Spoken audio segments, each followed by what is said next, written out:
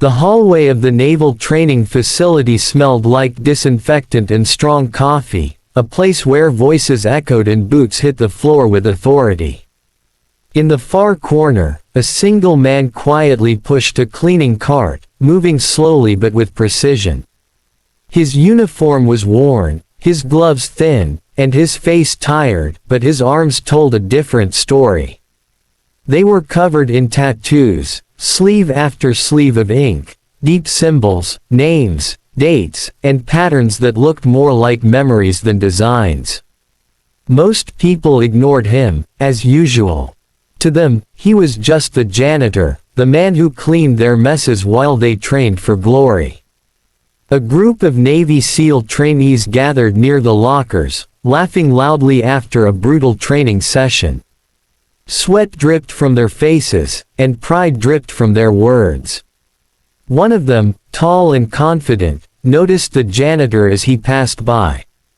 He nudged his friend and smirked, his eyes narrowing with curiosity and arrogance mixed together. The tattoos seemed to confuse him, almost offend him. In their world, tattoos had meaning, but they were earned through operations, missions, and medals. The idea of a janitor wearing that much ink felt, to him, like a joke waiting to be told out loud. "Hey, old man," the SEAL called out, his tone playful but sharp enough to cut. The hallway went quiet as a few others turned to watch. The janitor stopped his cart slowly and looked up, not angry, not surprised, just calm. The young soldier walked closer, circling him like a curious predator. "Why so many tattoos, single dad janitor?" He laughed. A few chuckles escaped the group. In their eyes, it was harmless fun. In reality, it was about to become the most unforgettable moment of their careers. The janitor didn't react immediately. He adjusted his gloves, placed both hands gently on the cart handle, and took a breath as if deciding whether this moment deserved his truth. His eyes moved across the young faces, full of hunger, ego, and ignorance. He saw versions of himself from years ago, men who thought strength was only measured in rank and uniform. The hallway felt heavier, like the air itself was waiting for something to drop.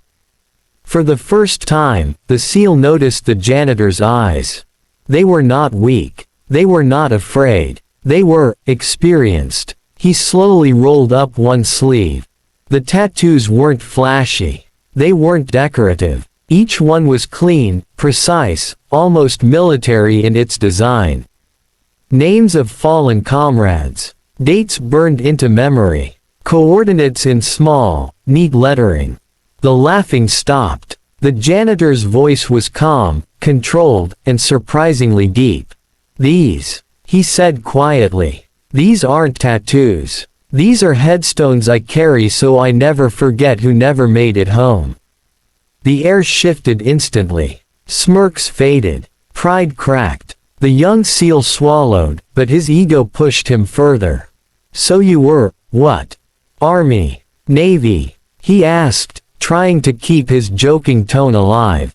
The janitor shook his head slowly. "I was a ghost before you were a costume," he replied. The words landed like a physical blow. A few of the trainees exchanged looks. This didn't feel like a joke anymore. This felt real. Too real. The janitor carefully unrolled his sleeve back down, as if protecting something sacred from careless eyes. He wasn't always a janitor. Once, he wore a uniform that never made it into history books, never showed up in parades. He went places that maps intentionally blurred. He fought battles that politicians politely forgot. But life rarely gives heroes a soft landing. When his wife died, when his son was born struggling to breathe, when the medical bills buried him alive, he chose survival over pride. Someone still had to clean floors while the world moved on. And so he did, quietly, without complaint. The SEAL stood there, unsure what to say. The hallway lights flickered slightly, casting shadows over faces that suddenly looked a lot younger and less confident. The janitor looked at them and didn't smile. He didn't try to impress them. He didn't need to. "You wear your strength on your chest," he said. "I wear mine under my skin." No one laughed anymore. Not even close. The silence that filled the space felt louder than gunfire. One brave trainee glanced at the tattoos again and noticed a small heartbeat line inked near the wrist, with a tiny name next to it. "Who's that?" he asked softly, his voice no longer full of jokes. The janitor's jaw tightened, just slightly. "My son," he said. "Born on a day I came back from a mission I barely survived. That ink reminds me why I never quit, even when the world stopped caring." The words cut deeper than any insult ever could. The young man who started it all felt something unfamiliar rise in his chest. It wasn't pride. It wasn't anger. It was shame.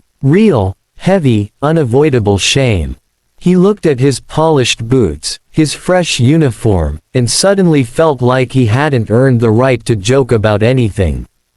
The janitor placed his hand back on the cart and prepared to walk away, as if the conversation was already finished in his mind. He didn't need apologies. He didn't ask for respect. He just spoke his truth and let it sit like a weight in the room. As he pushed the cart forward, one of the older officers down the hallway stopped him. A man with medals stacked across his chest had heard everything.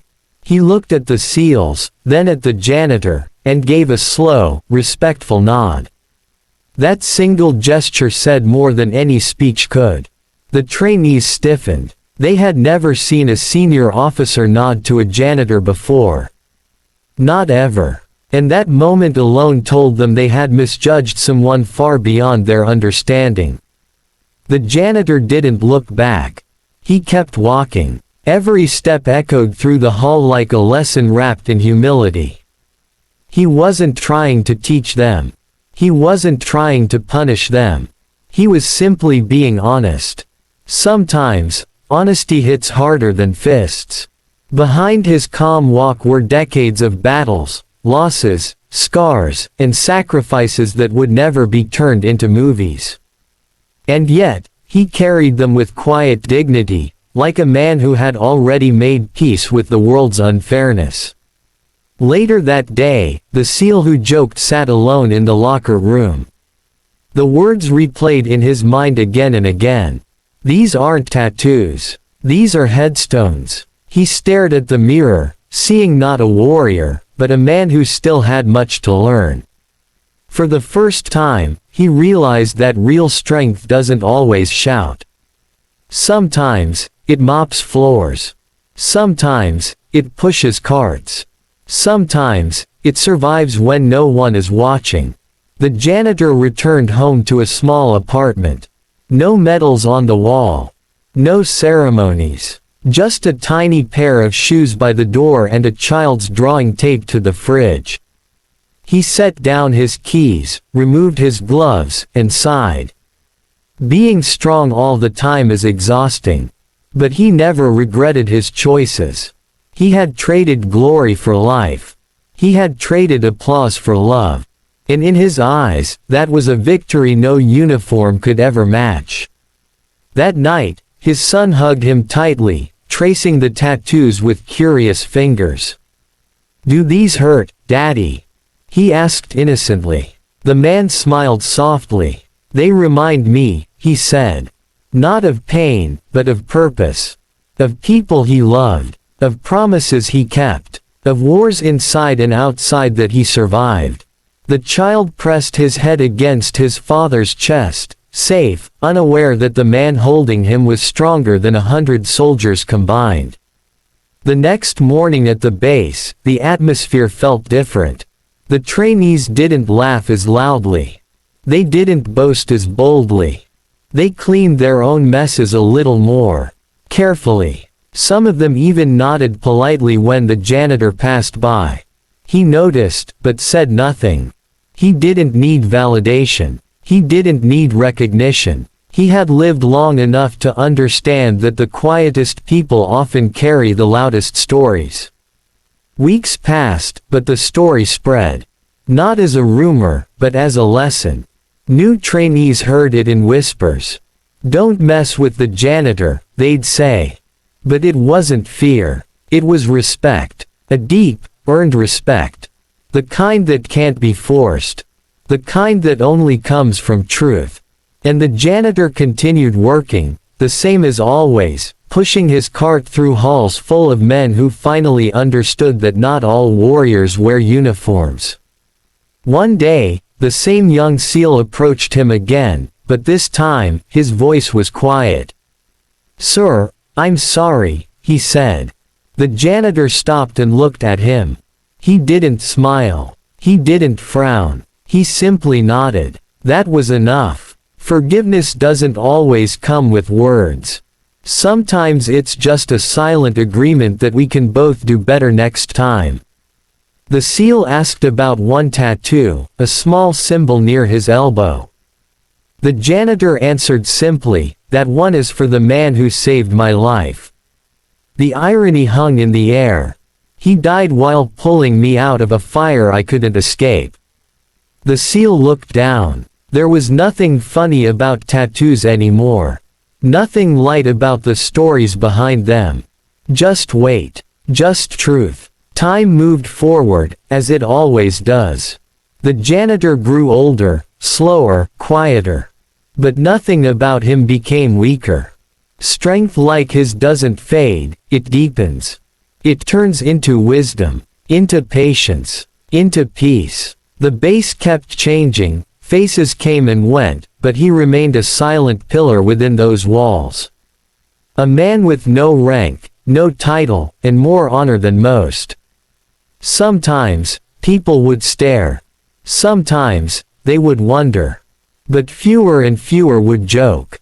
They had learned. Not through punishment, not through orders, but through one simple moment of truth spoken in a quiet hallway. These aren't tattoos. These are headstones. That sentence became legend within the walls. Not because it was dramatic, but because it was real. The janitor never asked for a different job. He never asked for praise. He only asked life for one thing, to keep his son safe. Every tattoo reminded him what he had already lost. Every breath reminded him what he still had to protect. That was enough. More than enough. Years later, when the janitor finally retired, there was no ceremony. No band. No speech. But that same officer who once nodded to him walked him to the door. "You served more than you know," the officer said. The janitor simply nodded. He always knew. Outside the base, sunlight hit the tattoos one last time. Not as marks of rebellion, not as decorations, but as a living history written on skin. A history no book could hold. No medal could represent. Only the heart could carry. The world would never know his name. And he was okay with that. Heroes don't always need to be known. Sometimes, being remembered by the right people is more than enough. And somewhere inside that base, young soldiers still tell the story in hushed tones, not about the joke, but about the silence that followed. The silence that taught them what respect really meant. Because sometimes, the strongest answer isn't loud. Sometimes, it doesn't shout or brag. Sometimes, it simply tells the truth and lets it echo forever in the hearts of those who were finally ready to listen.